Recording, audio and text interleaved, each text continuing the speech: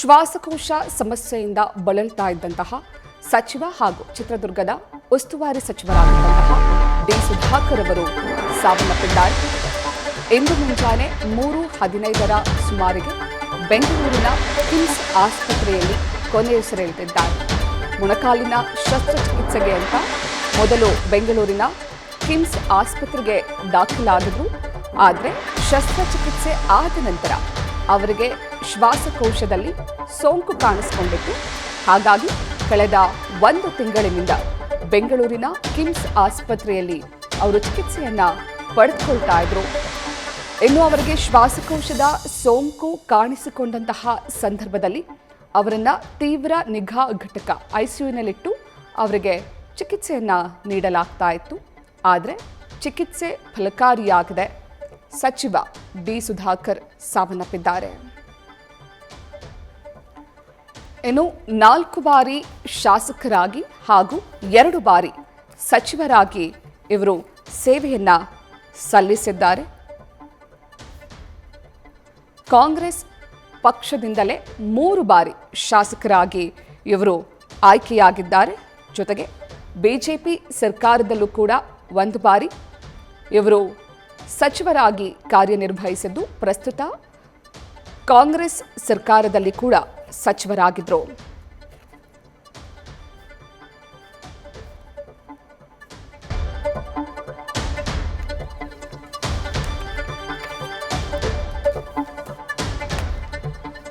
ಮೂಲತಃ ಚಿತ್ರದುರ್ಗ ಜಿಲ್ಲೆಯವರೇ ಆಗಿದ್ದಂತಹ ಚಿತ್ರದುರ್ಗದ ಉಸ್ತುವಾರಿ ಸಚಿವರಾಗಿದ್ದಂತಹ ಡಿ ಸುಧಾಕರ್ ಅವರು ಚಿಕಿತ್ಸೆ ಫಲಕಾರಿಯಾಗದೆ ಸಾವನ್ನಪ್ಪಿದ್ದಾರೆ.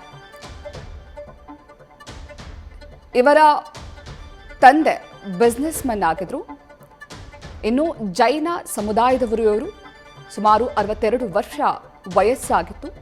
ಮೊದಲಿಗೆ ಇವರು ಕೂಡ ತಮ್ಮ ಪದವಿ ಶಿಕ್ಷಣವನ್ನು ಮುಗಿಸಿ ಬಿಸ್ನೆಸ್ ಅನ್ನ ಶುರು ಮಾಡಿದ್ರು. ಅವರ ತಂದೆಯವರ ಜೊತೆಗೆ ಸೇರಿ ಒಂದು ಡಿಸ್ಟಿಲರಿಯನ್ನ ಆರಂಭ ಮಾಡಿದ್ರು.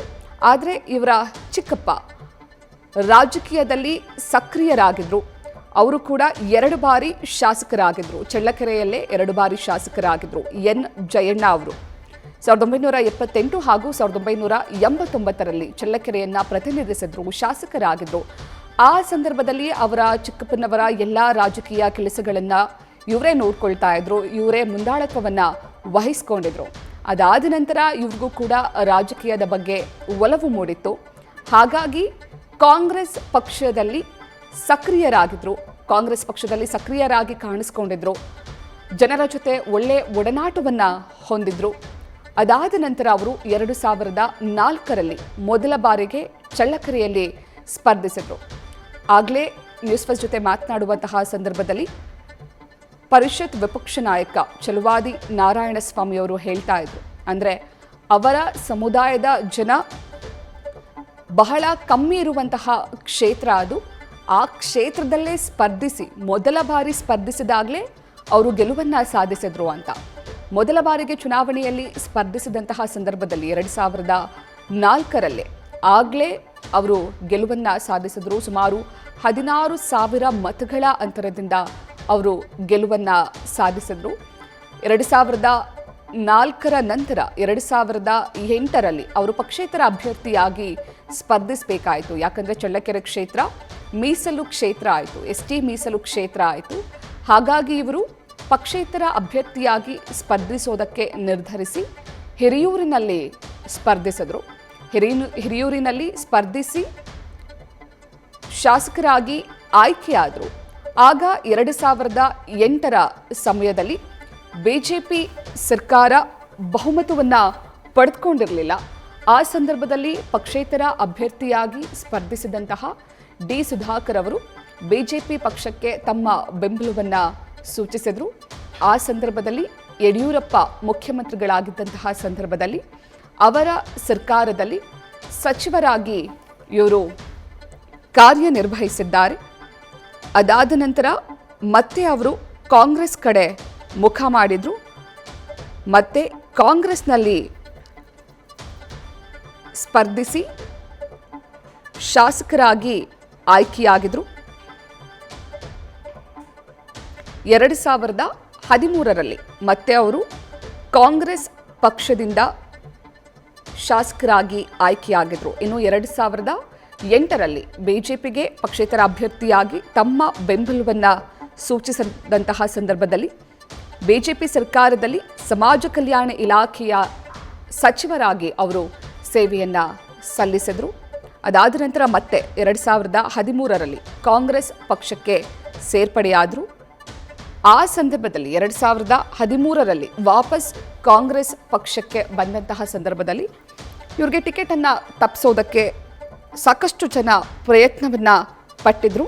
ಆದರೆ ಕ್ಷೇತ್ರದ ಜನರ ಜೊತೆ ಉತ್ತಮ ಒಡನಾಟ ಹೊಂದಿದ್ದಂತಹ ಕಾರಣ ಮತ್ತೆ 2013ರಲ್ಲಿ ಡಿ ಸುಧಾಕರ್ ಅವರಿಗೆ ಕಾಂಗ್ರೆಸ್ ಬಿ ಫಾರ್ಮ್ ಅನ್ನು ನೀಡಿತ್ತು, ಟಿಕೆಟನ್ನು ಅನೌನ್ಸ್ ಮಾಡಿತ್ತು. ನಂತರ 2013ರಲ್ಲೇ ಮತ್ತೆ ಕಾಂಗ್ರೆಸ್ ಪಕ್ಷದಿಂದ ಸ್ಪರ್ಧಿಸಿ ಗೆಲುವನ್ನು ಸಾಧಿಸಿದರು.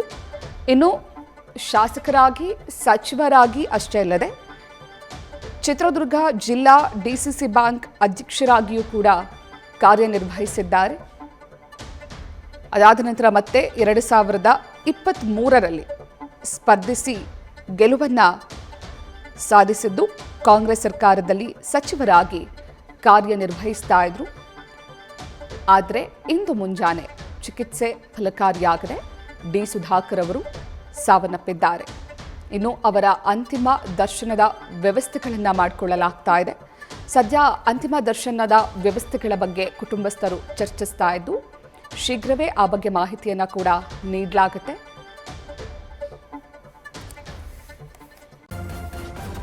ನ್ಯೂಸ್ ಫಸ್ಟ್ ನಿರ್ಭೀತಿಯಿಂದ ನಿಮ್ಮ ಪರವಾಗಿ.